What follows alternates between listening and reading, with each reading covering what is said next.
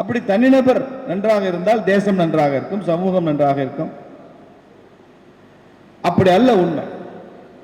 தேசம் நன்றாக இருந்தால்தான் தனிநபர் நலன்கள் அதில் நன்றாக இருக்கும். என் வீட்டில் மாத்திரம் கொசு வரக்கூடாதுன்னு நான் நினைச்சேன்னா நான் கொசுவலை கட்டிக்கலாம், ஆல் அவுட்டு, குட் நைட்டு இதெல்லாம் போடலாம். கரெக்டாக பேர் வச்சுக்காம பாருங்க. தொடர்ந்து நீங்கள் குட் நைட் பயன்படுத்துறீங்கன்னா ஆல் அவுட்டு, அதனால தான் கரெக்டாக வச்சுக்கலாம். Good night, all out. அப்போ கொசுவோட விளையாடுறதுக்கே இப்போ ஒரு பேட்டு கண்டுபிடிச்சிருக்கான். அது இன்னும் ஒலிம்பிக்ல அறிமுகம் ஆகலை. ஒரு பேட்டு வச்சு ராத்திரில அடிச்சுக்கிட்டே இருப்பான் கொசுவோட. ஏதோ ஒன்று செஞ்சு கொசுவை கண்ட்ரோல் பண்றோம்.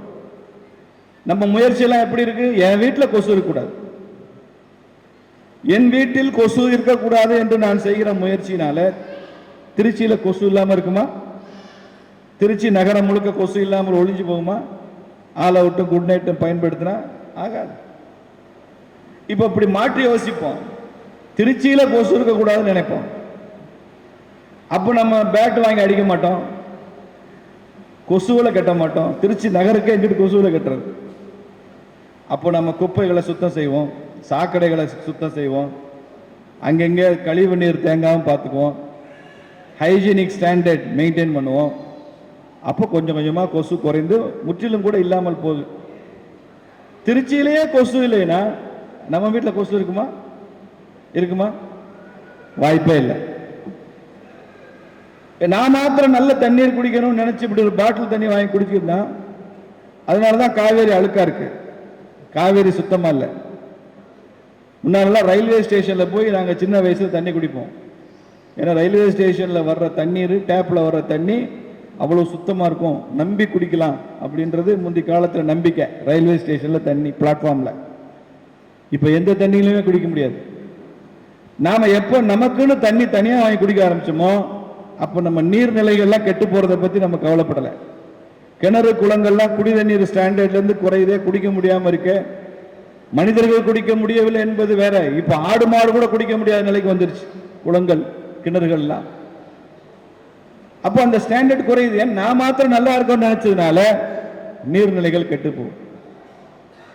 முன்னால நமது முன்னோர்கள் எல்லோரும் நீர்நிலைகளை சுத்தமா வைத்திருப்பதனால தனியா தண்ணி தூக்கிட்டு போக வேண்டிய அவசியம் இல்லை. ஒரு 50 வருஷத்துக்கு முன்னால, 50 வருஷம் இல்லை, ஒரு 20-30 வருஷத்துக்கு முன்னால கூட தண்ணீரை சுமந்து கொண்டு செல்கிற கலாச்சாரம் இந்தியாவில் எங்கேயுமே கிடையாது. எங்கே போனாலும் தண்ணி கிடைக்கும், இலவசமாகவும் தண்ணி கிடைக்கும், சுத்தமாகவும் தண்ணி இருக்கும். ஒரு ஹோட்டல்ல போய் நின்று குடிக்க தண்ணி கொடுங்கன்னா கொடுப்பான். அப்போ அந்த நிலையெல்லாம் மாறுவதற்கு என்ன காரணம் என்றால் சமுதாயத்தில் எங்கேயோ ஒரு இடத்துல ஆரம்பித்த ஒரு வியாதி. நான் மாத்திரம் நன்றாக இருக்க வேண்டும், எனது நலன்கள் மாத்திரம் நான் காப்பாற்றிக் கொள்ளணும், சமுதாயத்தை பத்தி எனக்கு கவலை இல்லை.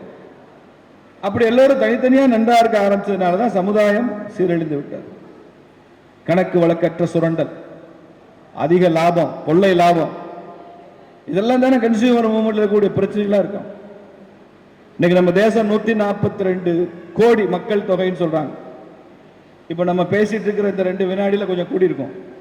அவ்வளவு வேகமா ரேபிட் ப்ரொடக்ஷன் போயிட்டு இருக்கோம். இவ்வளவு பெரிய சந்தை உலகத்துல எந்த கார்பரேட் கிடைக்கும் யோசிச்சு பாருங்க. ஒட்டுமொத்த ஐரோப்பா மக்கள் தொகை கூட்டினா கூட 140 கோடி மக்கள் தொகை வராது. என்டையர் யூரோப்பை நீங்க கூட்டினீங்கன்னா ஒரு 20-25 கோடியா வரலாம், அவ்வளவுதான். அமெரிக்காவை கூட்டினா ஒரு 28-30 கோடி. எந்த நாட்டில் 140 கோடி மக்கள் இருக்காங்க? சீனாவில் இருக்காங்க. பட் சீனா வந்து அன்பெனிட்ரபிள் மார்க்கெட், உள்ள நுழைய முடியாது யாரும் அவ்வளவு சுலபமா. அது கம்யூனிஸ்ட் ரெஜிம். அது இந்தியாவில் யார் வேணாலும் நுழையலாம், எந்த நிறுவனமும் நுழையலாம், எவ்வளவு வேணாலும் நம்ம வியாபாரம் செய்யலாம். நாம் வரவேற்கிறோம். அவர்கள் கொள்ளை லாபம் அடிக்கலாம், சுரண்டலாம். அப்போ இந்த பொதுநலனுக்கான ஒரு தீர்வு, இந்த தீமைகளிலிருந்து நம்மை மீட்டெடுக்க வந்த ஒரு இயக்கம் தான் இந்த அகில பாரத கிரகாக் பஞ்சாயத்து என்பதை பொதுநலன் கருதி நாம் புரிந்து கொண்டு இங்கே நமது பணியை செய்யணும். இது கன்சியூமர் ப்ரொடெக்ஷன், நமக்கு நுகர்வோர் ப்ரொடெக்ஷன் மாத்திரம் இல்ல, ஒரு இண்டிவிஜுவலுக்கான முயற்சி இல்லை. இங்க நான் இங்க போய் அந்த எக்ஸிபிட்ல என்னெல்லாம் இருக்குன்னு பார்த்துட்டு வந்தேன். பின்னால எந்த இடத்துலையுமே ஒரு குறிப்பிட்ட நபர் அவர் வழக்கு தொடுத்தாரு, கோர்ட்டுக்கு போனாரு, அவருக்கு அதுக்கு பணம் கிடைச்சது, அவர் சந்தோஷமாயிட்டார் அந்த நுகர்வோர் அப்படிங்கிற எக்ஸிபிட் எதுவுமே இங்க இல்லை. எல்லாமே பொதுநலன் தேவையாக நமது போராட்டம், நமது ஆர்ப்பாட்டம், நமது கோரிக்கை, இதற்கு கிடைத்த வெற்றியாகத்தான் இதெல்லாம் இங்கே பதிவு செய்யப்பட்டது. அப்ப மற்ற இந்தியா முழுக்க இருக்கிற நுகர்வோர் இயக்கங்களுக்கும் அகில பாரதிய கிராஹக் பஞ்சாயத்துக்கும் என்ன வித்தியாசம், அதை சொல்லத்தான் நான் வருகிறேன். மற்ற பல நிறுவனங்கள் ஒரு தனி நபர் நுகர்வோருடைய நலன்களுக்காகவும் போராடும். அகில பாரதிய கிராஹக் பஞ்சாயத் ஒட்டுமொத்த தேசத்திற்காக போராடுகிற, பாடுபடுகிற ஒரு இயக்கமாக இருக்கு. அதனாலதான் இது அகில பாரதிய என்று சொல்றோம். தேச நலன் முக்கியம். தேச நலன்னா மக்கள் நலன், மக்கள் நலன்னா சமூக நலன், அதுதான் முக்கியம்.